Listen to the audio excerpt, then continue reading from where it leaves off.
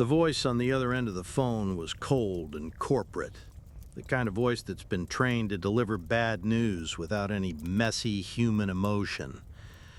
Mr. Miller, after a thorough investigation into the incident on Friday, we've decided to terminate your employment effective immediately. Thorough investigation. That was a laugh. Their investigation was asking two liars and a coward what happened. I've been at Rossi & Sons Auto Body for 3 months, and in 3 days they had tried, convicted, and executed my career. I hung up the phone and stared out my kitchen window. They thought they were just firing an old painter. They had no idea they had just fired the man who had been listening, and I had a memory like a steel trap. Mike and Eddie were about to learn that some things, once said, can't be unsaid. My name is Sam Miller. I'm 58 years old, and I've been working in auto body shops since I was old enough to hold a sander. My hands are permanently stained with the ghosts of 1,000 different paint jobs. Ford's Candy Apple Red, Chevy's Le Mans Blue. I know the craft inside and out. It's a job about patience and precision. You can't rush perfection. After the small shop I'd worked for 20 years finally closed down, I found myself looking for work for the first time since the Reagan administration. I landed a job at Rossi & Sons, one of the biggest and most respected shops in the city. Old man Rossi built it from the ground up on quality work and a good reputation. He was mostly retired now, leaving the day-to-day to his general manager and his shop supervisor, a guy they called Big Mike. I should have seen the rot from day one. Big Mike was one of those supervisors who doesn't manage, he just plays favorites. And his absolute favorite was a young hotshot named Eddie. Eddie had started at the shop a whole month before I did, a fact he seemed to believe made him a seasoned veteran and my undisputed superior. Eddie had some skill, but his real talent was being Mike's mouthpiece. He strutted around the shop like he owned the place, offering unsolicited advice and criticizing everyone's work but his own. He'd stand over my shoulder while I was taping a two-tone job and say things like, "You sure you want your line there, old-timer? Looks a little low to me." He did it because he knew Mike had his back. Mike would just laugh and say, "Eddie's got a good eye, Sam. You should listen to him." It was a toxic little partnership, and it was poisoning the whole shop. I tried to handle it the right way. I'm not a confrontational guy. I believe in a clear chain of command. After a particularly bad week of Eddie's nonstop nitpicking, I went to Mike's office. I closed the door and laid it out for him, man to man. "Mike," I said, "I need you to talk to Eddie. His attitude is causing problems. He's not a supervisor, and I need him to let me do my job." Mike leaned back in his chair, a greasy smile on his face. Sam, you gotta understand. Eddie's my guy. He's got passion. Maybe you're just a little too sensitive. This is a tough shop, not a library." He wasn't going to do a thing. In fact, it got worse. My complaining seemed to empower them. Eddie's comments became more frequent, more public. He'd disrespect me right in front of Mike, who would just chuckle and walk away. He particularly loved to target Carlos, a quiet kid in the prep bay who was too timid to stand up for himself. Mike and Eddie treated him like their personal whipping boy. It was unprofessional and it was cruel. The whole thing came to a head on a Friday night. Mr. Rossi and the GM had already left for the weekend. It was just the shop crew, with Mike in charge. I was finishing up the final clear coat on a '69 Chevelle, a job I'd poured my heart into. Eddie came over, looked at my work, and shook his head. "You laid that clear on way too thick," he said loudly so everyone could hear. You're gonna get orange peel like crazy. Gonna have to wet sand that whole thing tomorrow. Rookie mistake. I'd laid it on perfectly. I knew it, he knew it, but he was putting on a show. That was the last straw. I put my spray gun down. "You know what, Eddie?" I said, my voice low and shaking with a month's worth of pent-up anger. "Why don't you mind your own damn business and let me do the job I was hired to do? You're not my boss." He puffed out his chest. "I'm just trying to save you from looking like an idiot. Someone's got to watch out for the new guy." We went at it, right there in the middle of the shop floor.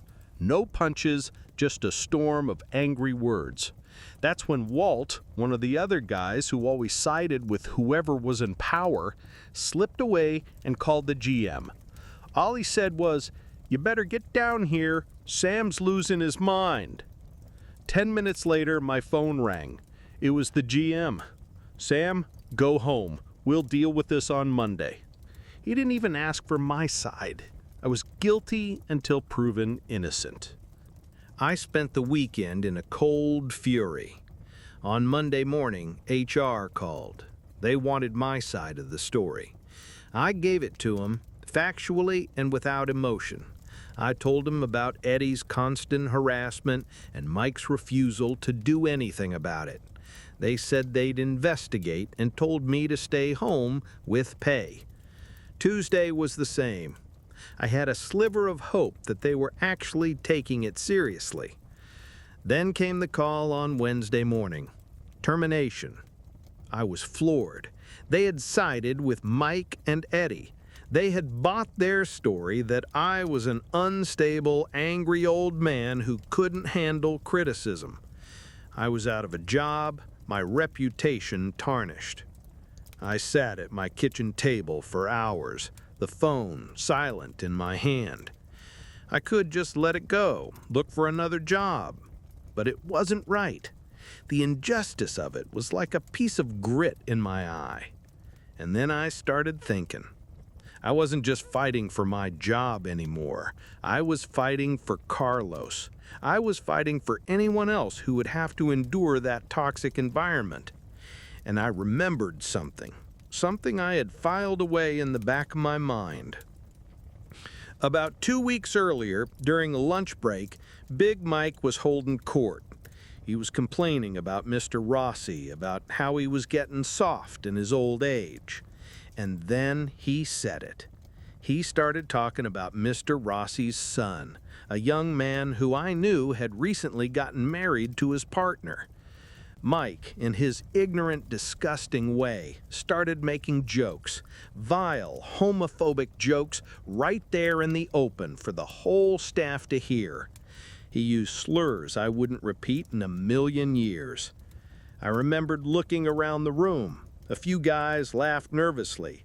Carlos looked at the floor. I just stared at Mike, my sandwich tasting like ash in my mouth. It was unprofessional, it was hateful, and it was aimed directly at the owner's family. Mike thought his words were just cheap talk disappearing into the air of the break room. He didn't realize he'd just handed me the key to his downfall. That evening, I sat down at my old desktop computer. I didn't fire off an angry, rambling email. I composed a formal grievance. It was calm, professional, and methodical. I addressed it to the head of human resources, and I CC'd Mr. Rossi directly on his personal email address, which I'd found on the company's public website. The subject line was simple: formal grievance regarding unprofessional conduct and a hostile work environment at Rossi & Sons.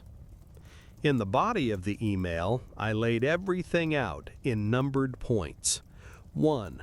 I detailed the consistent pattern of harassment and unprofessional behavior from my colleague, Eddie, since my start date. 2. I documented my attempts to resolve the issue with my direct supervisor, Big Mike, and his repeated refusal to intervene. 3. I described the incident on Friday night from my perspective, emphasizing that my reaction was the culmination of weeks of unaddressed workplace bullying. And then I added point number 4, the kill shot. Furthermore, I must report a deeply disturbing incident that speaks to the toxic and discriminatory culture being fostered by Supervisor Mike. On or around Tuesday, October 12th, during our designated lunch break, and in front of multiple employees, including myself and Carlos Ramirez, Mike engaged in a tirade of homophobic slurs and derogatory comments directed at Mr. Rossi's son. His language was not only a violation of company policy, but a disgusting attack on the character of a member of the Rossi family. I didn't need to embellish or editorialize. I just stated the facts. I had names, a date, and a direct quote I was willing to repeat if asked. I read the email over one last time. It was a clean, precise, and devastating tool. I took a deep breath and clicked send. The silence lasted less than 24 hours. My phone rang on Thursday afternoon. The caller ID said Rossi and Sons, but it wasn't HR. "Mr. Miller, this is Robert Rossi." His voice was quiet, heavy. All the bluster of a big-shot owner was gone. He sounded like a father. "I received your email. I've just had a long talk with Carlos Ramirez. He confirmed everything. I want to apologize. What you described is not the company I built. There is no place for that kind of hatred here." He asked if I would be willing to come in the next morning to speak with him privately. When I walked into his office, he looked like a man who hadn't slept. He told me he had fired Big Mike and Eddie that morning. He said Mike had denied everything until Rossi told him that Carlos had already corroborated my story.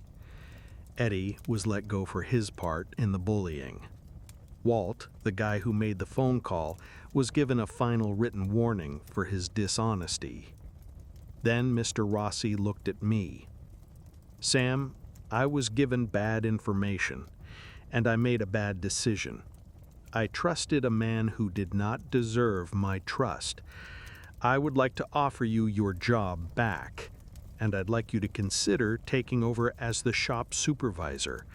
I need someone in that shop with integrity, someone who knows the work and knows how to treat people with respect." I accepted, on one condition, that Carlos would be moved into a painter's apprentice role under my direct training. He had the talent, he just needed a chance to thrive in a place where he wasn't being torn down every day. Mr. Rossi agreed without hesitation. I'm standing in the shop now. It's quiet. The air smells of primer and potential. Carlos is next to me, learning how to properly feather edge a fender. He's smiling. I haven't seen him smile this much in months. The thing about bullies like Mike and Eddie is that they're termites. They chew away at the foundations of a place, quietly in the dark corners. They make the whole structure weak. They think that because no one is stopping them, what they're doing is okay. Their power comes from the silence of good people. My revenge wasn't about getting angry and yelling louder. It was about taking a calm, steady aim and shining a bright, undeniable light on the rot. I used their own system, their own rules about professionalism and respect against them. I didn't have to lie or scheme. I just had to tell the truth at the right time to the right person. Mr. Rossi had let the rot fester because he wasn't looking. He was too busy, too detached. I made it personal for him. I showed him that the poison his supervisor was spreading wasn't just affecting some nameless employees. It was an attack on his own family, his own name on the side of the building.